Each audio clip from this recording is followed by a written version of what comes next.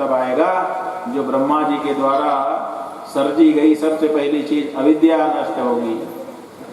मान लो कि ये जो मान लो कि शब्द है ये जब नष्ट होगा तो सारा उसके बाद का सब नष्ट हो जाएगा। उसी तरह से ये संसार अविद्या से दिखाई दे रहा है। अविद्या समाप्त हो जाए तो सब सही हो जाए। अब अविद्या समाप्त करनी जरूरी है लेकिन होती नहीं। अविद्या को समाप्त करने के लिए, क्योंकि अविद्या से ही दुख है हमको। जब हम संसारी हो गए, परिच्छिन्न हो गए, अपने आप को हमने शरीर मान लिया, मनुष्य मान लिया, तो तरह तरह के दुख आ गए। भूख प्यास का दुख हमारे पास अपने आप आ गया। शरीर जैसे ही हमने धारण किया हमको भूख लगने लगी, हमको प्यास लगने लगी। दो तरंगे प्राण की। इसी तरह से हमको शोक मोह होने लगा, क्योंकि हमने संबंध जोड़ लिए लोगों से। किसी से प्यार हो जाता है, किसी से द्वेष हो जाता है। तो ये सब जो हमको दुख मिल रहे हैं, ये क्यों मिल रहे हैं? क्योंकि हमने अपने आप को कुछ मान लिया है। अपने सच्चे स्वरूप को भूल करके कुछ और मान लेने के कारण हमको दुख है। अब इस दुख को दूर करने का उपाय करना चाहिए, हम करते भी हैं। अब करते क्या है कि कुछ लोग कहते हैं कि भाई देखो, अच्छा कर्म करोगे तो स्वर्ग मिलेगा, और स्वर्ग में दुख नहीं है, वहाँ ये बीमारी नहीं है, वहाँ ये भूख प्यास नहीं है, वहाँ ये शोक मोह नहीं है, वो सही जगह। तो फिर उसके लिए सत्कर्म करते हैं, यज्ञ करते हैं, दान करते हैं, तपस्या करते हैं। ये सब करके स्वर्ग में जाते हैं। सोचते हैं कि अब हमारे दुख का अंत हो गया, लेकिन दुख का अंत नहीं होता। क्योंकि वहाँ जाकर के जब खड़े होते हैं तो देखते हैं कि एक सभा लगी हुई, बड़ी अच्छी सभा है। तो वहाँ पहुँच जाते हैं, देखते हैं कि एक बीच में बहुत बड़ा सिंहासन, उसके ऊपर एक व्यक्ति बैठे हुए हैं, देवता। ये कौन है? तो बगल वाला बताता है कि अरे देवराज इंद्र, देवताओं के राजा। अच्छा, यहाँ भी राजा प्रजा है? ये तो हमारे मृत्युलोक में भी था। जब हम साइकिल से जाते रहते थे तो मंत्री जी की कार साए साए करते आती थी और हमको गड्ढे में उतार देती थी। हमको साइकिल गड्ढे में उतार देना पड़ता था, इतनी तेजी से आती थी कि अगर जल्दी से ना उतार दें तो दब जाए। ये राजा प्रजा का खेल तो हमारे यहाँ भी था साहब, यहाँ स्वर्ग में भी है क्या? अरे देखते जाओ, अभी आए। अच्छा, तो कहा भाई ठीक है, हमको भी आसन मिले। कहा ये आसन सबको नहीं मिलता, ये केवल इंद्र को बीच का, चंद्र वरुण कुबेर आदित्य, ये जो बड़े बड़े देवता हैं, इन देवताओं के लिए आसन है, तुम खड़े रहो। अप्सराएं नाचेंगी, उसको देख सकते हो, लेकिन खड़े हो करके। अब खड़े होके देख रहे हैं, तब तक कोई धक्का दे रहा है, फिर इधर जा रहा है, फिर इधर जा रहा है, खड़े खड़े थक भी जा रहे हैं।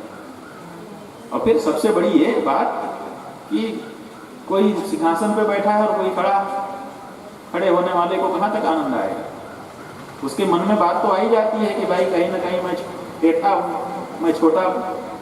तो जैसे ही ये बात मन में आई कि मैं तो बहुत तुच्छ हूँ, मैं तो छोटा हूँ, वैसे ही मन विषाद से, दुख से भर जाता है। तो फिर जो सुख भोगने के लिए स्वर्ग में गए थे वो तो खत्म हो गए। और फिर सबसे बड़ी बात, स्वर्ग में तभी तक व्यक्ति रह सकता है जब तक उसके पास पुण्य का भंडार हो। जैसे होटल में आप तभी तक रह सकते हैं जब तक आपके जेब में पैसा। पैसा खत्म हुआ, जब पैसा था तो दरबान जो है, हुजूर हुजूर आइए, महाराजा खड़ा है ऐसे करके सिर झुका, गेट खोलने वाला खड़ा है, आइए। पैसा जब तक है तब तक। और जैसे ही पैसा खत्म हुआ, वही जो सैल्यूट बजाता था दरवाजा, वही आपका सामान फेंकता है, धक्का मारता है कि निकाल।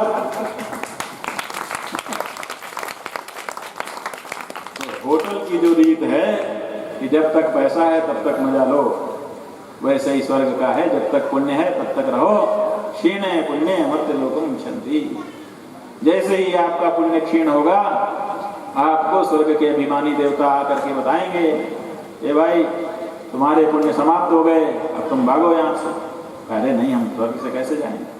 तो 1 लाख लगाते हैं और गिरा देते हैं, धक्का मार के गिरा देते हैं। क्षीणे पुण्य मृत्युलोकम विशन्ति। फिर हमको वहां से गिरना पड़ता है, और गिर करके तब यहाँ आना पड़ता है। तो धक्का मार करके गिराया जाने वाला सुखी महसूस करेगा अपने आप को। या जिसको इस बात का पता होगा कि एक दिन धक्का मार के हमको यहाँ से निकाल दिया जाएगा, वो जब तक स्वर्ग में रहेगा तब तक क्या सुख पाएगा। तो ऐसी स्थिति में स्वर्ग में भी सुख नहीं है।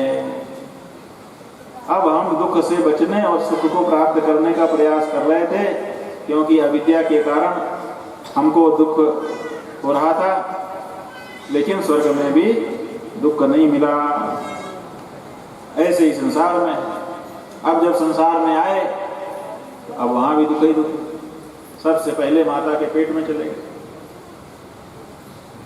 व्यास जी ने बताया, स्थानात् बीजात् उपस्टम्भात् निश्चिंदात् निगनादपि कायमाधेय शौचत्वात् पंडिता ह्यशुचिं विदुः। जो पंडित हैं वो इन स्थानों में अशुद्धि मानते हैं। किन किन स्थानों में? आस्थानात्, स्थान से अशुद्धि होती है।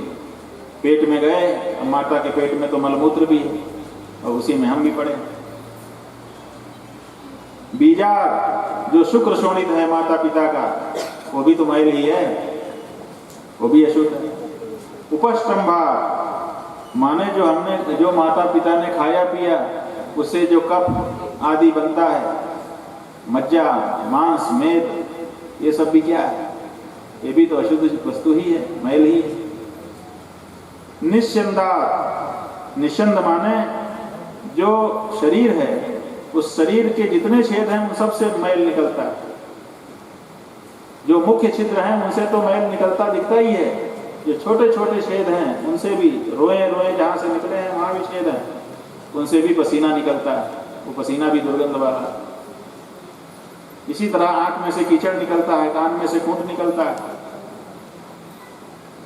जहां देखो वहीं से मैल ही मैल तो निकलता है। ये निश्चंद है, ये भी अशुचि होता है।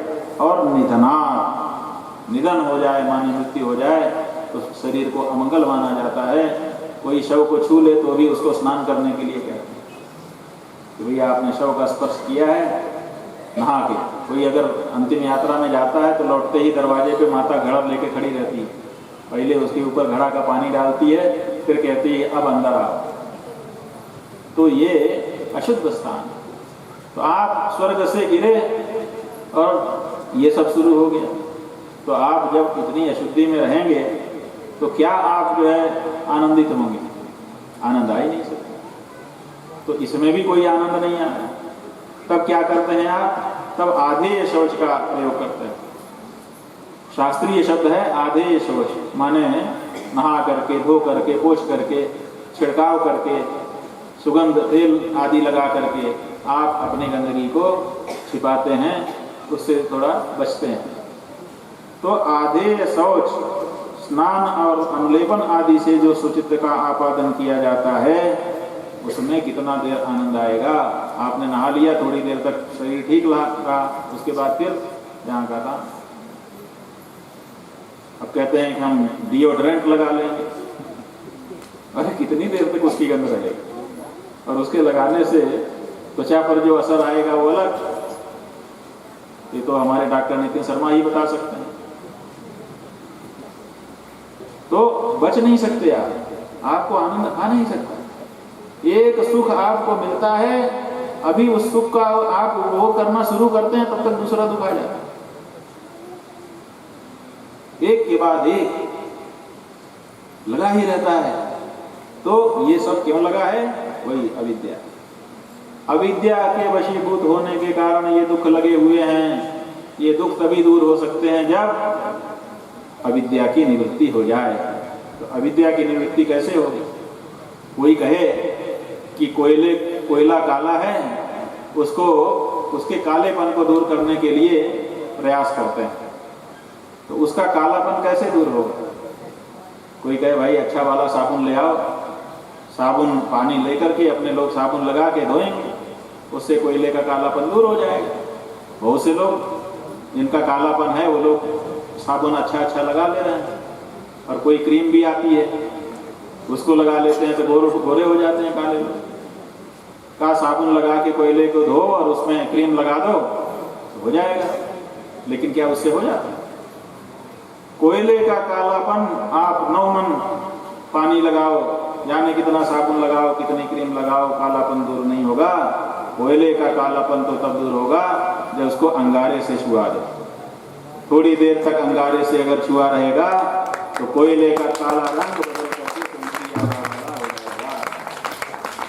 तो सब चीज का तरीका होता है, मनमाने ढंग से कोई चीज नहीं हो सकती है।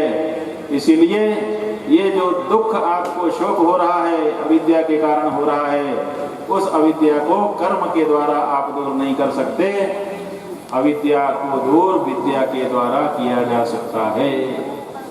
सूर्य भगवान को के आ जाने के बाद जैसे अंधकार नहीं शेष रहता है, वैसे विद्या के आ जाने से अविद्या दूर हो जाती है। और अविद्या के दूर होते ही सारे क्लेश समाप्त हो जाते हैं।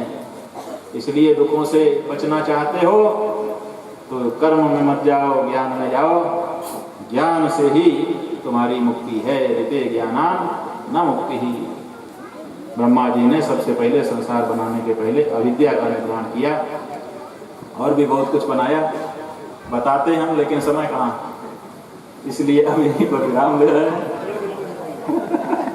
1.5 घंटे से इसलिए बोल रहे हैं कि कोई बोलने वाला आया नहीं। जब आ गया तो उसमें कोई बात नहीं है। अंधेरे का साम्राज्य तभी तक है जब तक सूर्य प्रकाश लेकर के आया नहीं। अब आप आ गए, आपका स्वागत है। यहीं पर हम विराम ले रहे हैं, आप लोग बैठ जाइए। आज हमारे जगत गुरुकुलम के छात्र श्री शौर्य मिश्रा जी का जन्मदिन है, तो हम लोग उनका जन्मदिन भी मनाएंगे। सबसे पहले पूज्यपाद स्वामी जी महाराज को माल्यार्पण होगा।